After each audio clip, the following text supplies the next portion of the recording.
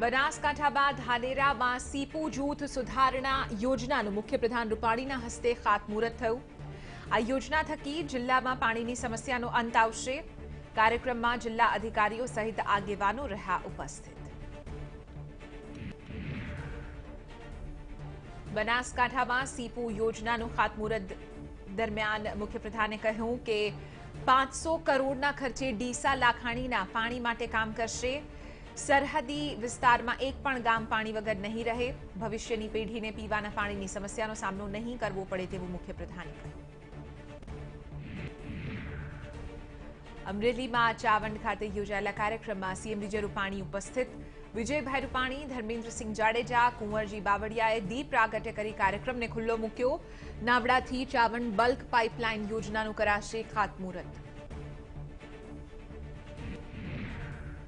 અમદાવાદમાં આવતીકાલથી ખુલશે ક્લબ્સ। રાજપથ અને કર્ણાવતી ક્લબમાં નહીં યોજાય 31 ડિસેમ્બરની પાર્ટી। કોરોનાની વર્તમાન પરિસ્થિતિને લઈને લેવાયો નિર્ણય। અત્યાર સુધી બંને ક્લબ્સમાં દર વર્ષે મોટા પાયે કરવામાં આવતી હતી ઉજવણી। કોરોનાની મહામારીને લઈને ક્લબ્સના સંચાલકોએ પાર્ટી નહીં યોજવાનો કર્યો નિર્ણય। સંક્રમણ રોકવા માટે આ વર્ષે નહીં થાય કોઈ પાર્ટી।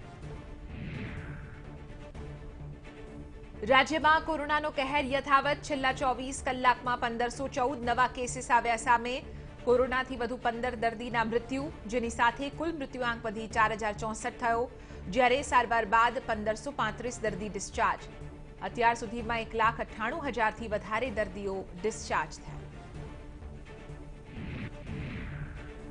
રાજકોટમાં કોરોનાના વકરતા કેસ વચ્ચે મૃત્યુઆંકમાં આંશિક ઘટાડો। છેલ્લા 24 કલાકમાં કોરોનાથી 3 દર્દીના મૃત્યુ થયા। ગઈકાલે કોરોનાથી સારવાર લેતા 6 દર્દીના મૃત્યુ થયા હતા। આ ત્રણેય દર્દીઓના મોત અંગેનો આખરી નિર્ણય ડેથ ઓડિટ કમિટી લેશે। અમદાવાદમાં કોરોનાનો કહેર યથાવત છે। છેલ્લા 24 કલાકમાં કોરોનાના 332 નવા કેસીસ આવ્યા સામે, જેમાં શહેરના 296 અને જિલ્લાના 36 દર્દી સામેલ છે। કોરોનાથી વધુ 9 દર્દીના મૃત્યુ થયા, જ્યારે સારવાર બાદ 344 દર્દી ડિસ્ચાર્જ, જેમાં શહેરના 319 અને જિલ્લાના 25 દર્દીનો સમાવેશ થાય છે। વડોદરામાં પણ કોરોનાની સ્થિતિ ચિંતાજનક। છેલ્લા 24 કલાકમાં કોરોનાના 178 નવા કેસીસ નોંધાયા, જેમાં શહેરના 137 અને જિલ્લાના 41 દર્દીનો સમાવેશ થાય છે। સારવાર બાદ 221 દર્દીઓને સારવાર બાદ ડિસ્ચાર્જ આપવામાં આવ્યું। શહેરના 162 અને જિલ્લાના 59 દર્દી સામે।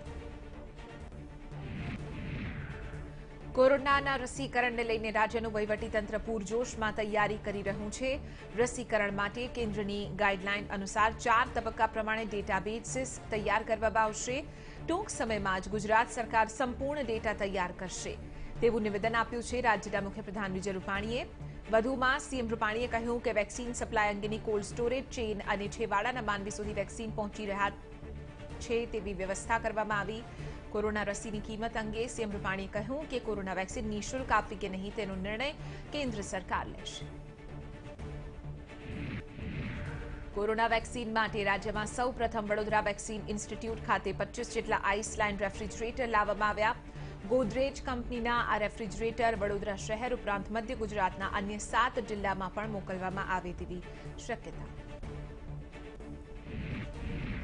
ભાવનગરમાં પણ વેક્સિનના સમાચારથી લોકોમાં આશા જાગી।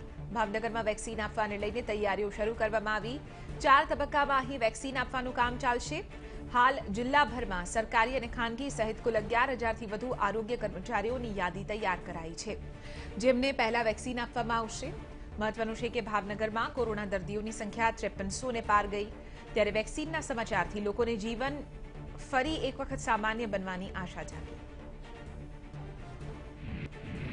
સુરતમાં કોરોના વેક્સિન માટે મનપા દ્વારા તૈયારીઓ શરૂ। અડાજણ આરોગ્ય કેન્દ્રમાં કુલ 6,995 લીટરની ક્ષમતા સાથે વેક્સિન માટે બનાવાયું કોલ્ડ સ્ટોરેજ। જુદા જુદા 9 સાઇઝના આઈસલાઇન રેફ્રિજરેટર્સની સુવિધા કરવામાં આવી। હવે માત્ર રસીને સ્ટોરેજ અંગેની સરકારની ગાઈડલાઇનની જોવાઈ રહી છે રાહ। સુરતમાં પણ કોરોના બેકાબૂ બન્યું છે। છેલ્લા 24 કલાકમાં સુરત શહેરમાં કોરોનાના 241 નવા કેસીસ નોંધાયા। શહેરના 202 અને જિલ્લાના 29 દર્દીઓનો સમાવેશ થાય છે। કોરોનાથી વધુ 2 દર્દીના મૃત્યુ થયા, જ્યારે સારવાર બાદ 269 દર્દી ડિસ્ચાર્જ થયા।